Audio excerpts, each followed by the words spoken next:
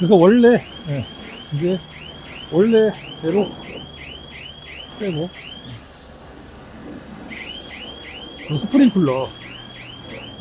제가 지금, 중점을 두는 게 이 스프링클러예요. 사실은. 단계 분사가 아니라면, 안 된다면, 그 다음으로 대안이 이거밖에 없습니다. 스프링클러밖에. 왜 스프링클러밖에 대안이 없는지에 대한 부분 한번 보여드릴게요. 여기에다가 이렇게. 자, 제가 스프링클러를 저 위에다가 설치해놨습니다. 조금 잘 안 보이긴 할 것 같은데, 자, 한번 볼게요. 지금 보시면, 자, 스프링클러가 저렇게 지금 돌고 있습니다. 보이시죠? 제가 이제 정 안 되면 저 스프링클러를 생각하는 이유가 뭐냐. 저 스프링클러가요, 일정 높이 정도쯤에 가 있으면요, 이 정도 저희 집의 정도의 이제 지금 압력으로 물이 나가더라도 보통 한 1에서 1.5m 정도는 커버를 해줘요. 저 360도로 돌면서. 그럼 저거를 냉해 때 어떻게 쓸 거냐. 냉해나 저온 피해 때 어떻게 쓸 거냐. 뭐 저온 피해 때는 조금 어려울 수 있지만 냉해에는 이제 사용하는 방법은 이렇습니다. 제가 기존에 올해 같은 경우에는 이렇게 여기 지금 보시면 이렇게 그냥 관수를 해줬어요. 오늘 온도가 영하로 떨어집니다. 영하 뭐 2도 이렇게 영하 2도 이렇게 떨어진다는 말을 듣고 제가 이걸 이제 관수를 시작을 한 거죠. 네. 자, 관수를 시작을 했는데, 관수 시작한 이유는 뭐냐? 관수를 왜 해줬냐? 물론 이제 그 전날에도 관수를 해줬어요. 그 전날에 낮에는 온도가 높죠. 그러니까 아침에 물을 충분히 줍니다. 물을 충분히. 그래서 과수원, 그리고 이제 그때는 풀이 없어요. 풀이 별로 없습니다. 예. 풀이 없고 물을 충분히 줘요. 그래가지고 물을 충분히 주면은 낮에, 한낮에는 엄청 뜨겁거든요. 그때도 한 4월 초만 돼도 낮에는 더워요. 그리고 풀이 많지 않기 때문에 땅 지온이 올라가게 되어 있어요. 그러면 물을 주면 물을 한 2시간, 3시간 물을 꾸준히 주게 되면 땅 속에 물이 이렇게 쫙 이렇게 해서 이 땅 안에 물을 가득 머금을 수가 있겠죠. 예. 그럼 온도가 올라가죠. 햇빛에 의해서 땅 온도가 올라가죠. 그러면 땅 속에 지온이 올라가요. 그 지온이 올라가면서 물의 온도도 올라갑니다. 일단 첫 번째 조건이 그거예요. 예. 첫 번째로 해야 될 일이 그겁니다. 무조건 관수해줘야 돼요. 다음날 뭐 만약에 영하로 떨어진다 그러면 그 전날 관수를 무조건 해줍니다. 근데 저희는 어차피 3월 중순 좀 넘으면서부터는 매일 1시간 정도씩은 관수를 해줘요. 물론 이제 30분 정도 해줄 때도 있지만 보통 이제 1시간 정도 관수를 해주거든요. 그럼 1시간 정도 관수를 해주는 이유가 뭐냐? 뿌리가 움직일 때이기 때문에 물을 충분히 줘야 잔뿌리들이 뻗어나가면서 그 물을 먹고 빨리 이렇게 꽃을 피울 수가 있게 되는 거죠. 근데 빨리 꽃을 피우는 거가 무조건 좋은 건 아니에요. 사실은. 왜냐면은 너무 빨리 꽃이 피게 되면 어떻게 되나요? 냉해를 입을 수가 있잖아요. 그죠? 그래서 그런 농가마다 물량 조절을 한다거나 해서 그런 거를 이제 좀 해야 될 필요성은 있습니다. 무조건 물을 빨리 주는 게 좋은 건 아니에요. 차라리 물을 안 주고 냉해를 벗어나서 꽃을 좀 늦게 피게 하겠다. 할 수 있다면 하면 좋은데 이게 내 맘대로 되는 게 아니잖아요. 왜냐면 제가 관수하는 거는 관수고 또 하늘에서도 비가 내려요. 그리고 온도가 높아.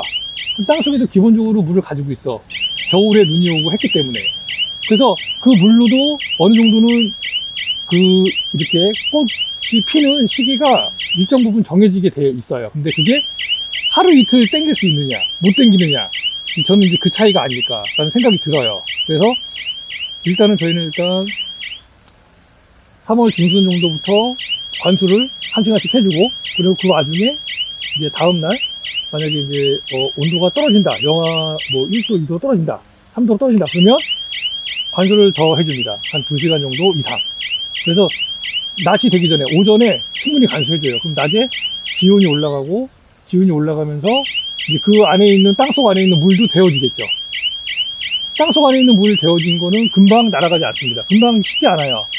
그래서 그게 밤에 새벽에 갈 때까지 계속 어느 정도 땅속 기온을 유지하면서 이제 차가운 어떤 공기가 내려갔을 때 이제 상충작용으로 인해서 온도가 많이 떨어지지 않게 한다. 이게 첫 번째고요. 두 번째는 그것만으로 부족하기 때문에 만약에 온도가 떨어지기 전에, 영하에서 더 밑으로 떨어지기 전에 이 관수를 해주는 거예요.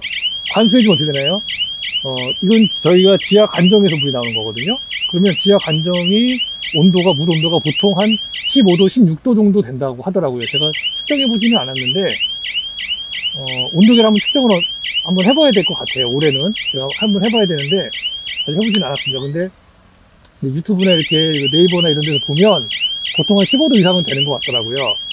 그러면 지금의 온도가 0도 가까이 가고 있어요. 지금 1도나 0도 정도? 그러면 지금 지하 관정에서 올라오는 물은 15도예요. 그럼 오면서 이런 온도가 뺏기겠죠. 이런 관을 타고 가면서 뺏길 거예요. 나올 때쯤 되면은 이 물의 온도는 보통 한 6도, 7도 정도 되지 않을까. 제 예상으로는. 근데 그것도 한번 사실 받아갖고 측정을 한번 해봐야 돼요. 측정해본 적은 없어요. 제가 그냥 생각했을 때 그렇다는 거죠. 어쨌든 간에 0도보다는 높다는 거죠. 그러면 그 0도보다 높은 온도의 이 물이 나옴으로 인해서 바깥에 있는 차가운 공기와 만나게 되면 또 플러스 마이너스가 될 거다 이거죠. 그러면 이렇게 물을 계속 한 2시간, 3시간 관수해주면 어쨌든 미지근한 물이 계속 나오기 때문에 차가운 온도랑 만나게 될 거고, 그렇게 되면은 조금 더 온도가 많이 내려가는 걸 막아주지 않을까 생각이 드는 겁니다. 그래서 이거 했어요. 그래서 올해는 제가 보니까 그래도 나름대로는 더 이상 떨어지진 않더라고요. 근데 이거 때문인지 아닌지는 정확히 알 수 없지만 영하 0.6도인가 0.7도까지 내려갔다가 0.8도까지, 영하 0.8도까지인가 내려갔다가 0.5도로 다시 올라가더라고요. 온도가 한 2시간 정도, 1시간에서 2시간 정도 물 틀어놓으니까. 그래서 이제 그 시간이 새벽 5시 6시 이쯤이었거든요. 그럼 그때가 아마 제가 알기로는 가장 온도가 낮을 때인 걸로 알고 있어요. 해 뜨기 전이기 때문에 뭐 7시 그 사이가. 근데 이제 그 사이에 온도가 상승했다라는 건 분명히 이 관수로도 효과가 있다. 그러면 차라리 점적 관수가 아니라 스프링클러로 해주면, 지금 여기만 떨어지잖아요, 물이. 근데 넓게 떨어지면서 1m, 1m 50 이상 이렇게 돌면서 떨어지게 된다면 그 주변에 있는 온도가 차가운 거를 가지고 같이 플러스 마이너스 되면서 온도를 좀 높여주지 않을까, 더 빨리. 그러면 더 낫지 않을까. 저는 이제 이런 부분을 생각을 하는 겁니다. 그래서 스프링클러, 안개 분사가 이 잎사귀나 어떤 꽃에 이렇게 물기가 묻어가지고 그걸 이제 온도가 떨어지면 얼려서 그거를 이제 또 보호해준다. 이런 부분이라면 이 스프링클러는 그냥 주변 온도 자체를 너무 내려가지 않게, 너무 많이 내려가지 않게 일정 부분까지는 그래도 좀 커버를 해줄 수 있지 않을까. 그래서 안 하는 것보다는 충분히 효과가 있다. 어떤 경계선상에 있을 때, 예를 들면 뭐 영하 1도일 때, 이 시기에 영하 1도일 때 뭐 꽃이 죽는다거나 아니면 뭐 수정된 과에 문제가 생긴다거나 한다면 이 스프링클러를 틀어줌으로 인해서 0.5도, 0.3도라도 올라가서 이 영하 1도가 안 된다면 그만큼 피해를 적게 입을 수 있지 않을까. 그러면 그만큼 제가 착과량이 더 늘어나지 않을까, 착과 수가 더 늘어나지 않을까, 이런 생각을 하는 거죠. 어쨌든 저희는 배가 달려야 봉지도 씌우고 적과도 하고 할 거 아닙니까? 배가 안 달리면 적과도 못하고 봉지도 못 씌우고 아무것도 못 하잖아요. 방지하는 것도 돈 아깝다고 생각하시잖아요. 그죠? 근데 방지 안 할 수 없잖아요. 우리 해야 되잖아요. 열매가 안 달렸다고 방지 안 할 수 없잖아요. 그죠? 그러니까 이제 그런 부분 때문에 제가 한번 요거를 좀 고민하고 있는 부분이에요. 그래서 안개 분사 노즐로 한번 해봤으면 해서 구매를 했는데, 저거는 지금 저희가 가지고 있는 시스템, 그러니까 그냥 지하 관정에서 올라오는 물을 그대로 관수해주는 형태의 시스템에서는 효율적이지가 못하고 전혀 실현 가능성이 없다. 그럼 저거 너무 많이 달아야 되고, 저걸 많이 달아서 물이 또 많이 나가기 때문에 더 약해질 거예요, 수압은. 그죠? 그렇기 때문에 저거는 안 되고, 차라리 이 스프링클러를 이용해서, 지금 보시면 거의 여기까지 젖어요. 여기까지 젖거든요. 저기서부터 여기까지 한 1.5m는 돼요. 그러면 1.5m 간격마다 하나씩 저 스프링클러를 쫙 놔주는 겁니다. 기존에 원래 그렇게 놨었어요. 근데 1.5m가 너무하다 그러면은 1.5m 말고 그냥 한 2m나 3m마다 그냥 해주는 겁니다. 그래서 그 주변에 있는 그 냉기만 저거랑 상충시켜가지고 온도를 좀 올려주는, 상승시켜주는 효과, 더 이상 떨어지지 않게 하는 효과만 누릴 수 있다면 그것만으로도 충분히 그 효과가 있다고 생각을 해요. 그래서 이거를 설치를 하고, 이 스프링클러를 설치를 하고, 이제 요것도 설치를 하고, 그래서 두 개를 설치해 놓고, 저거 쓸 때는 이제 저거 쓰고, 이거 쓸 때는 이거 쓰고, 저거 이렇게 끌게요, 일단. 일단은 끄고, 여기 있으면 안 되고, 이게 물이 묻잖아요. 물 묻어도 상관은 없어요. 물 묻어도 상관은 없는데,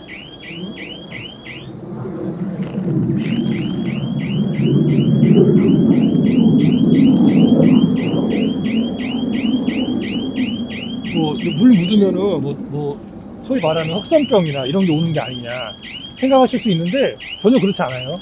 그 흑성병이라는 거는요, 제가 보니까 솔직히 여러분들 중에 이번에 장마 오기 전에 흑성병약 하신 분들 계신가요?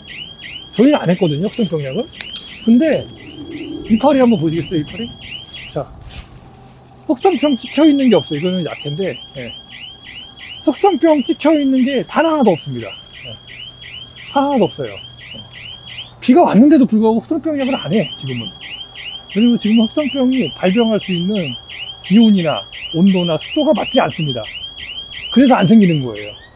그래서 지금도 이 물이 져 있잖아요. 그래도 흑성병이 발병할 수가 없어. 왜? 햇빛이 떠 있잖아요. 습도나 이런 게 안 맞아. 온도랑 안 맞아. 흑성병이 발병할 수 있는 게. 물이 있다고 해서 무조건 흑성병이 발병하는 게 아니다. 여러분들 뭐 그 정도는 알고 계시죠? 그거는 그렇게 한번 말씀을 드렸고요. 그래서 이거 어떤 식으로 할 거냐, 얘는 여기다 놔두고요, 얘는 원래대로. 그리고 요 가운데에다가 라인을 하나 더 깔 거예요. 이렇게 가운데에다가 올해 가을쯤에나 해야 될 것 같아요. 이제 좀 덜 더울 때 가운데 깔아고, 저쪽에 저 메인 호수가 있거든요. 메인 관이 있어요. 50ml짜리. 거기다가 직결로 연결을 해가지고 이제 잠그고 열고 할 겁니다.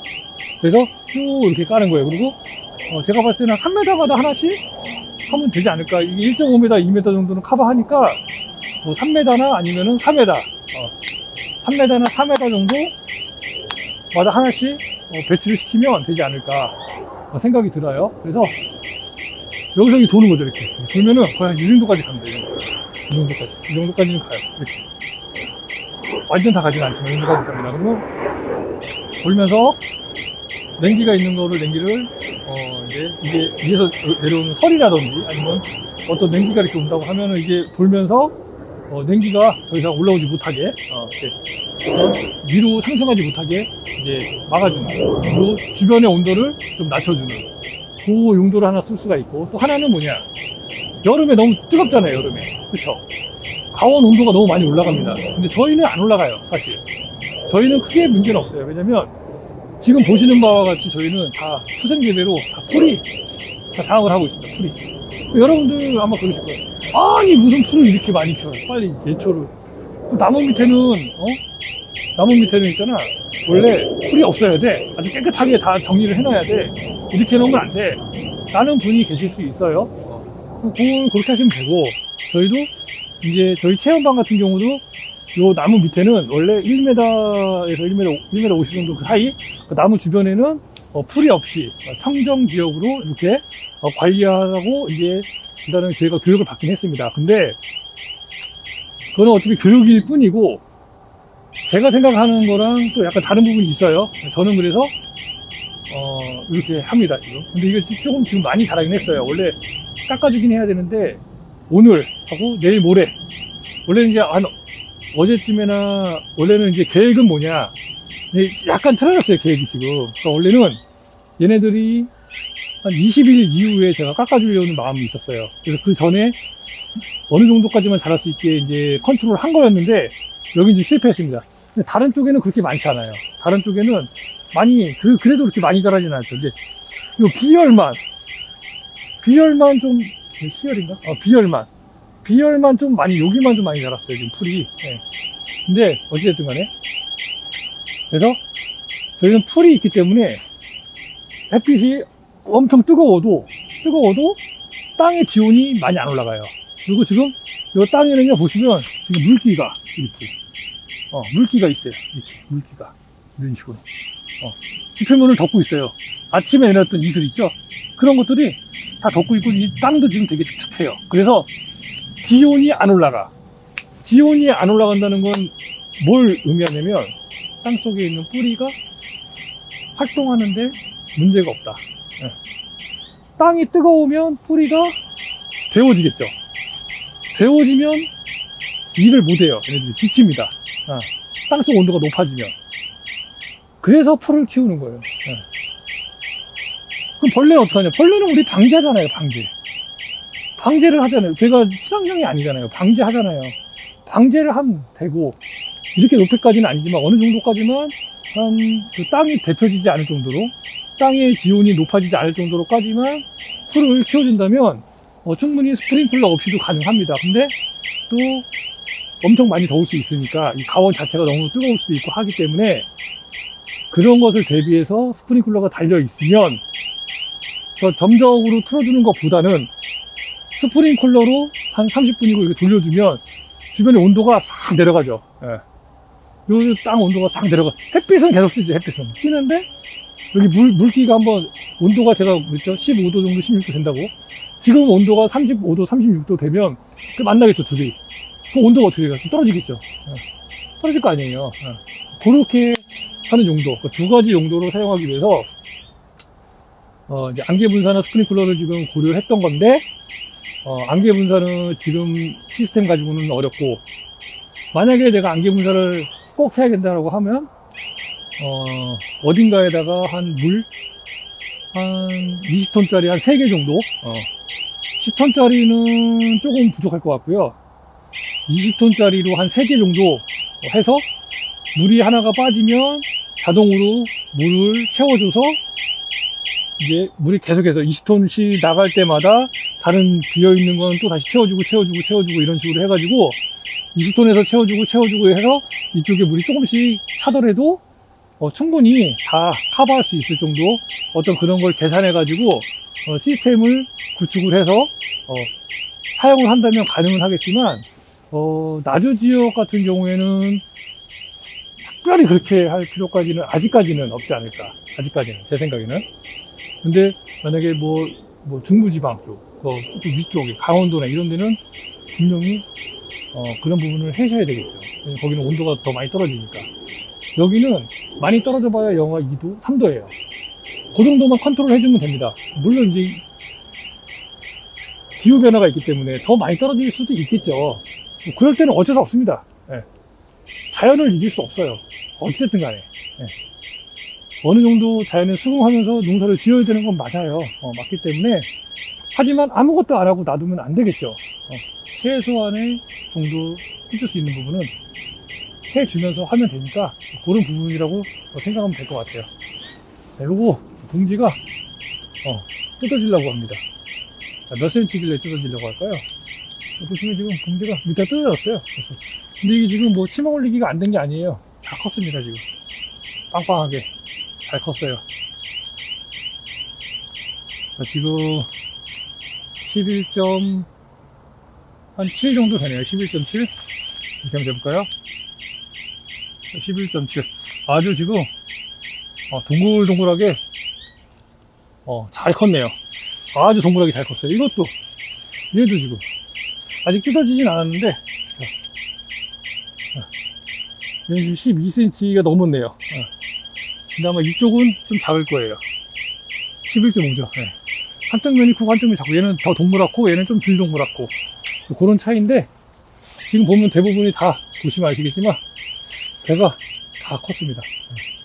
이거는 오늘 한번 쇼츠로 내일 모레 한번 찍을 거긴 한데 이제 11단계로 찍을 거니까 그거 찍을 거긴 한데, 그래도 이번 쇼츠 하나 좀 남겨야겠네요.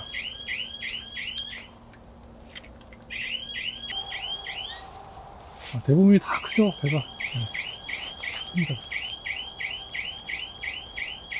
다 커요. 뭐 이 정도면은 뭐